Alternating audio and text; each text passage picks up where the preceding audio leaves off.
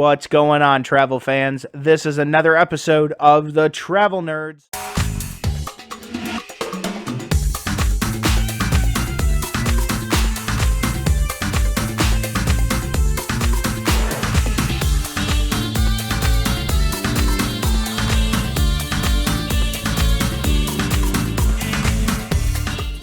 What's up, travel fans? This is Ron coming from the Travel Nerds, and this week's video is called Universal 101, where we're going to break down all the basic information, terms, tricks, and tips for going to Universal Studios Orlando. Universal Studios Orlando is a theme park based off the Universal-owned movie materials like Fast and the Furious, Simpsons, Men in Black, and of course Harry Potter. Universal Orlando consists of 4 main locations on property. 2 theme parks, Islands of Adventure and Universal Studios Orlando, a water park called Volcano Bay, and finally Citywalk, the downtown-style mall with shops and restaurants open to the public. It also is home to 7 different resorts on property. They're Cabana Bay Beach Resort, Portofino Bay, the Hard Rock, Royal Pacific, Lowe's Sapphire Falls, Aventura, and the Endless Summer Resort. All 7 will help simplify your stay and ease transportation to and from those locations. So, to get started, we're going to talk about Islands of Adventure. Islands of Adventure is one of 2 Universal Studio parks. It's got all kinds of amazing things to see. There's a bunch of different themed areas, including the Marvel Studios Island, Jurassic Park, there's Seuss Landing for the kids, and of course the Wizarding World of Harry Potter. Just all of these areas include some type of ride, show, game. There is character meet and greets, photo opportunities, and there's always some type of restaurant to enjoy, whether it's a quick dining or more of a sit-down dining experience. You can do either in all of these different areas. Each of these areas do have their own unique experiences. When you get into like Marvel Island, for example, there is 4D ride experiences like the Spider-Man ride, or there's more of a full-fledged coaster like the Hulk coaster. Both are really fun. I would definitely say the 4D experiences at Universal Studios are the best rides that I've ever seen. They are, hands down, they are the most fun, most to do, but the best part is you can take anybody on them. They are engaging, so real youngins or those with medical conditions or those who get motion sickness, I wouldn't recommend, but you can take the 10-year-old, you can take the 16-year-old, or you can take the 30-year-old, or you can take the 60-year-old on this ride. The 4D attractions are always fun at Universal. They're very engaging. They really make you feel like you're there, but it's not overcoming. There's no major issues to riding something like that. When you get down to things like Seuss Landing, it's themed under Dr. Seuss, so like there's the Cat in the Hat ride, or the One Fish, Two Fish ride. There's also a tram that takes you all over the Seuss Landing Park. It gives you a great viewpoint of the park. There's some really cool sights from up there. Definitely something the kiddos would enjoy. It's a real simple place. It's a kiddie park area. This is not something you would take the teenager to unless they're really into Dr. Seuss things, but it is cool because you can do different meet and greets in there. You do see Cat in the Hat and a few other characters, and during Christmas time you could even see the Grinch. So it's definitely a fun time to do, definitely something cool to see. The theming is very intense, but like I said, it is made for kids. It is not the more of adult entertainment, it is more of the kid entertainment back there in Seuss Landing. When it does come to Islands of Adventure, dining is a big experience that you're going to have there. Obviously, being there all day, you're going to want to experience some good dining. So there are a couple of different things to look at. There are some sit-downs, as well as some quick service restaurants in the park.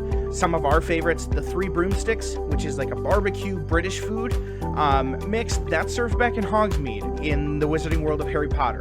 Completely themed like it is in the movie. The food is delicious. You can even enjoy a cold butterbeer, frozen or liquid, whichever one you prefer, but definitely are great. Another good one is Circus McGurkus Cafe. It is in Seuss Landing, if you couldn't guess.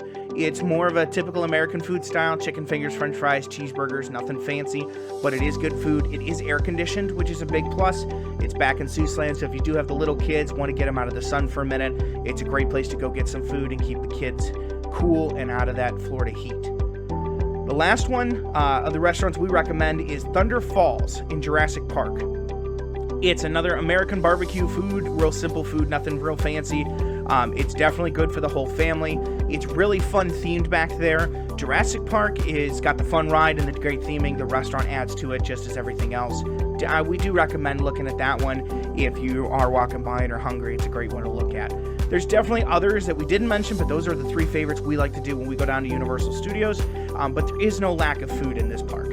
You're always going to see a quick service area. You're always going to see some different dining. So check out which dining you like, and definitely make your own opinions on those because there's just so many options to choose from. Now let's talk about the other half, Universal Studios. It's the other side of the Universal Orlando, Florida resort, holding many great themed lands as well. Some of those lands are themed to New York, Springfield from The Simpsons, Production Central featuring themes like E.T. and Fast and the Furious, and lastly, Woody Woodpecker's Kids Zone, just to name a few. There's also a Barney's Backyard featuring a show with all your Barney pals as well. So this park, again, just like the other one had Seuss Land, this one is geared with kids and has different attractions for that. All of these zones have rides in them, just like the other side. They have rides, food, games, all of that. So it's a similar setup, just different themes and different attractions for you to go and explore. In Universal, this side, there's definitely some great things to see. One of the biggest things to see, though, is the other half of the Harry Potter universe. Instead of visiting Hogsmeade like you did over in Islands of Adventure, you're now going to be visiting Diagon Alley and Nocturne Alley.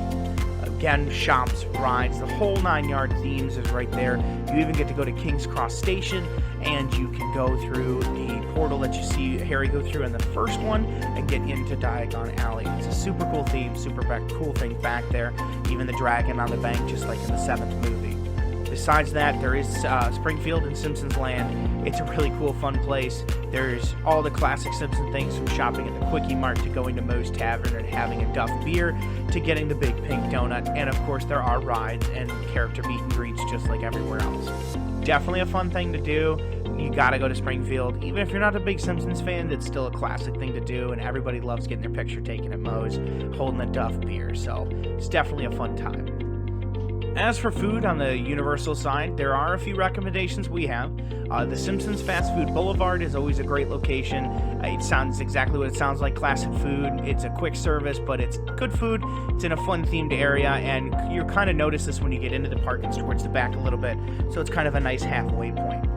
There's also Lombard's Seafood Grill and the Leaky Cauldron, 2 other great places to go. Lombard's has all the classic seafood features. It's great theming. The food is actually pretty good. You will enjoy yourself if you are a seafood fan down there. And the Leaky Cauldron. The Leaky Cauldron is a lot like the 3 Broomsticks over at Universal on the other side at Islands of Adventure. It's similar food, similar themes, but instead it's just the Leaky Cauldron located in Diagon Alley. So you get kind of the other half of the theme there, but it's the same dining as 3 Broomsticks. So if you did one, you don't necessarily have to do the other unless you're really into the Harry Potter theming and want to get the cultural experience, then by all means, I highly recommend it. Another great thing to do when you're at Universal Studios Orlando is to go out to Citywalk. Citywalk is like an outlet mall located out front of both Universal Studios and Islands of Adventure. When you go to the parks, if you're coming in from a car from the parking lot or getting dropped off by an Uber or anything like that, you're going to go through the Citywalk entrance first, and then you'll be able to access the Islands of Adventure and the Universal Studios gates on the other side of Citywalk. So you end up walking through it. But basically, Citywalk, there's many different stores, restaurants, there's a movie theater. They hold concerts down there, including the Blue Man Group. It's the whole boardwalk experience. It really is cool. It lights up at night, and there's a big skyline and a big nightlife down there. It's definitely more of a public area. It's not a theme park. You don't need a ticket to get in there. You don't need to have anything like that. You can just go down just like an open-ended strip mall and just enjoy yourself. Whether you go during the day or night, shopping or watch a movie, it just makes your trip a little special. You can stop at Citywalk before you go in and out as you're coming to the parks, get some cool shopping in there, and like I said, the restaurants are really cool, including the Chocolate Emporium. That's my favorite. You can get a really cool dessert there, and it's a really good way to kind of end the night as you're walking out of one of the parks. Now that we've talked about the entertainment, I want to take a step back and talk about lodging for a second. There are 7 resorts available on property at Universal Orlando. Each one is categorized into a different level, and each level has its own different perks and cost level. First off is value. That's the Universal Endless Summer Resort. With that, it's very basic. You get lodging on property, obviously. You get early admission to the Wizarding World of Harry Potter. You get in an hour before anyone in the general public. You also get access to the busing system, which will take you directly to Citywalk and the theme parks. And you don't have to go through the Citywalk entrance. There's a different entrance you can get in on the busing. It's real easy. You do get resort-wide charging privileges, so you can use your room key to pay for stuff in the park if you don't want to carry around a big wallet. You also get to have merchandise directly sent to your resort. So when you're shopping at a Islands of Adventure gift shop, when you're done, you tell the clerk you're staying on property. They'll bag it up and ship it over to your hotel for you, so you don't have to carry it all day. Next level is the prime value. That's the Cabana Bay Beach Resort and the Aventura Hotel. Biggest difference with these is location. Not only do you have the shuttle buses, there's also a walking path, so you don't even have to take a transportation to get over to Citywalk and get over to the parks. You can take a walking path. And for the Aventura Hotel, you specifically have a walking path access to Volcano Bay as well. So that kind of puts you right there. You get the same privileges otherwise, the early access, the charging, the shipping, all of that stuff comes included. The biggest difference is you have a walking path, and the rooms are a little bit bigger and a little bit nicer than what you're going to get in value. When you get to the next level, that's preferred. That's the Sapphire Falls Resort. Again, biggest difference is location. You also get the water taxi. You're going to be a lot closer to Citywalk and a lot closer to the parks. There's that big waterway there. You can take a water taxi from your hotel over to the parks. You still get the other features as well. And again, the rooms are a little bit bigger, a little bit nicer. I mean, you're getting what you're paying for here. Now comes the biggest level. That's the premier level. That's Portofino Bay, the Hard Rock Hotel, and the Royal Pacific Resort. All three of those hotels do get you bonus things. You get free unlimited Universal Express, which means now you can jump those lines in the park, get all your favorite rides all day and not worry about it.